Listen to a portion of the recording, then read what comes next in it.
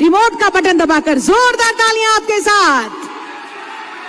800 करोड़ रुपए की 188 योजनाओं का शिलान्यास और उद्घाटन संपन्न हो रहा है। तालियां जोरदार हो। इसमें डुमरी प्रखंड की भी 20 योजनाएं शामिल हैं, जिसकी प्राकलित राशि लगभग 50 करोड़ रुपए है। बहुत बहुत धन्यवाद माननीय मुख्यमंत्री जी का, ये इतनी बड़ी सौगात हमें देने के लिए, इतने सारे कल्याणकारी योजनाओं के शिलान्यास और उद्घाटन के लिए बहुत बहुत धन्यवाद माननीय मुख्यमंत्री जी का। माननीय मुख्यमंत्री जी जो लगातार पूरी प्रतिबद्धता के साथ, दृढ़ विश्वास के साथ आगे बढ़ रहे हैं और यही इनकी सफलता का मूल मंत्र भी है। खेल को लेकर के भी हम लोग इस राज्य को नए आयाम दे रहे हैं। आपने सुना होगा पोटो खेल मैदान बनाने का काम पंचायत स्तर पर चल रहा है। अब गांव-गांव में हम लोग कंपटीशन करवाते हैं। अभी कुछ ही महीना पहले पूरे राज्य में हम लोगों ने मुख्यमंत्री कप का कार्यक्रम आयोजित किया था। गांव के स्तर पर खेल का कार्यक्रम आयोजित हुआ और जितने बच्चे लोगों ने हिस्सा लिया उन सभी बच्चों को जर्सी दी गई थी और लगभग 80,000 से अधिक बच्चों ने इस खेल में हिस्सा लिया था।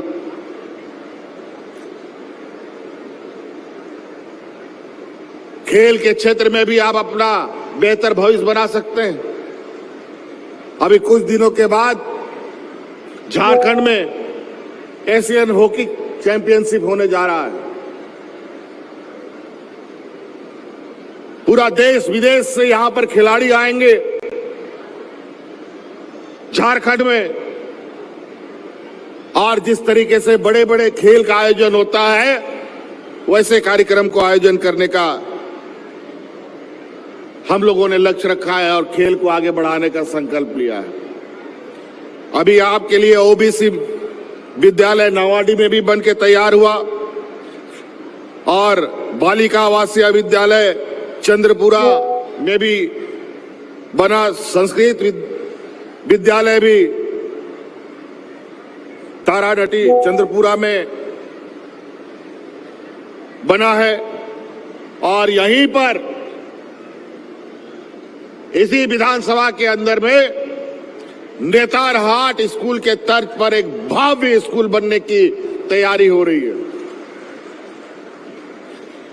ये वो नेतारहाट है जहां पर इस देश ने सबसे अधिक IAS IPS बनाए, उसी के तर्ज पर यहां पर वो स्कूल भी बनेगा। तो कई ऐसी चीजें हैं आपके बीच में। बिरसा हरित ग्राम योजना के माध्यम से अभी देख रहे हैं बारिश कितना धोखा देने का कोशिश कर रहा है, आंख में चौनी खेल रहा है किसानों के साथ। पिछले वर्ष भी राज्य में सुखाड़ पड़ा, इस बार की भी स्थिति कमोवेश वैसे ही नजर आ रहा है। हम लोग परेशान हुए पड़े हैं। किसान करे तो क्या करे, और इस चक्कर में लोग रोजगार के लिए पलायन नहीं करे कि ना करे, ये भी चिंता की स्थिति पे है। लेकिन हम लोग भी चीजों को बहुत हालात गंभीरता के साथ इसको देख रहे हैं। जैसे परिस्थिति उत्पन्न होगी सरकार उसके अनुरूप घोषणा भी करेगी। आज गिरिडीह जिला से बड़े पैमाने पर हमारे मजदूर अलग अलग राज्यों में जाते हैं। खास तौर पर मुंबई में बहुत बड़े पैमाने पर लोग जाते हैं। मैं यहां के अपने मजदूर साथियों से कहना चाहता हूं, अब बेहतर रोजगार के लिए जरूर जाते हैं, लेकिन पहले जैसी स्थिति जो आपकी थी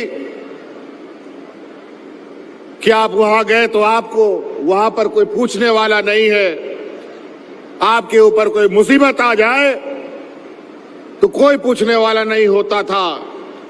अब वो समय बदलने जा रहा है। सरकार ने महाराष्ट्र सरकार के साथ एक इकरारनामा किया है, वहां पर मजदूरों के लिए एक व्यवस्था, एक भव्य बिल्डिंग बनाने का काम किया जाएगा। जहां आपकी समस्या होगी आप वहां ले जाकर के शिकायत कर सकते हैं। बल्कि एक पदाधिकारी को भी वहां हम लोग डिप्यूट करने का काम करेंगे। हमारे मजदूर अलग अलग राज्यों में जाते हैं। अभी हम अंडमान निकोबार गए थे, वहां पर भी झारखंड के कई मजदूर, लेह लद्दाख में जाते हैं कई मजदूर, कर्नाटक वगैरह में जाते हैं कई मजदूर। सभी राज्यों के साथ हम लोगों ने इस बार विशेष रूप से मजदूरों के लिए योजना बनाया है। जो मजदूर बाहर मारे जाते हैं, किसी कारणवश किसी घटना में उनका मृत्यु होता है, तो उनके शरीर को भी वहां से लाने का काम सरकार करती है और उनके परिजनों को देने का काम कर रही है। तो कई ऐसी चीजें हैं। अभी हमारा ग्रामीण क्षेत्र यहां पर बहुत अधिक है राज्य में, और ग्रामीण सड़क बहुत जर्जर स्थिति में हो जाता है हमेशा। तो हमने इस बार निर्णय लिया है, अभी जो हमें, जब हम विभाग का आकलन कर रहे थे, जब विभाग की समीक्षा कर रहे थे, तो पता चला कि 15,000 किलोमीटर सड़क जो ग्रामीण क्षेत्र में पड़ता है, उनको विभागों ने अलग अलग चरणों में बोला कि इतना किलोमीटर इस बार बनाएंगे, उतना किलोमीटर अगला साल बनाएंगे, उतना किलोमीटर फलना साल बनाएंगे। तो हमने निर्देश दिया है कि नहीं, अब ये इस साल उस साल वाला काम बंद करो, 15 के 15,000 किलोमीटर इस बार बनाने का काम शुरू किया जाए, ताकि पूरे राज्य का ग्रामीण सड़क बन के तैयार हो जाए।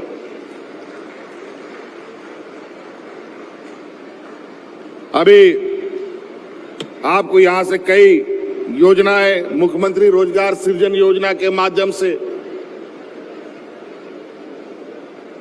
आप सबको विभिन्न तरीके के स्वरोजगार अपना कर सकते हैं। महिला हो या पुरुष हो, आप लोग को जो भी काम करना है, बैंक में आप जाते हैं, बैंक में आपको कितना लोन मिलता है, बैंक कितना आपको मदद करता है, वो आप सबको पता है। इसलिए सरकार ने खुद ही अपना एक योजना निकाला है, जिसके माध्यम से आप राशन दुकान से लेकर के, बढ़ई दुकान से लेकर के, जूता दुकान से लेकर के, कपड़ा दुकान से लेकर के, लोहार दुकान से लेकर के, गिराज से लेकर के, सैलून से लेकर के, ब्यूटी पार्लर तक खोल सकते हैं, सिलाई मशीन का दुकान खोल सकते हैं। इसके लिए आर्थिक रूप से सरकार आपको सहयोग करेगी। एमिटी यूनिवर्सिटी का पटना और रांची कैंपस पिछले कई सालों से लगातार शिक्षा के क्षेत्र में अनमैच्ड एक्सीलेंस प्रदान कर रही है। यूनिवर्सिटी रिसर्च एंड इनोवेशन के कल्चर को बढ़ावा देती है। यही कारण है कि यहाँ के शिक्षकों और छात्रों ने मिलकर अब तक 700 से ज्यादा रिसर्च पेपर और 30 से ज्यादा पेटेंट फाइल किए हैं।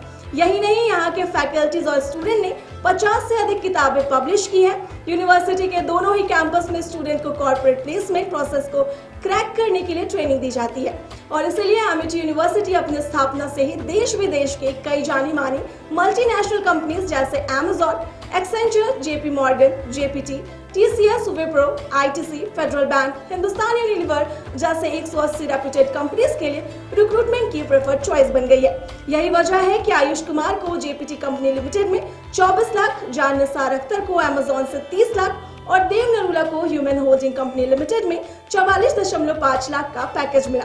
वहीं सुमन गुप्ता को पैलो ऑल्टो में मिले 47 लाख के हाईएस्ट पैकेज से यूनिवर्सिटी ने बिहार और झारखंड में एक नया रिकॉर्ड कायम किया है।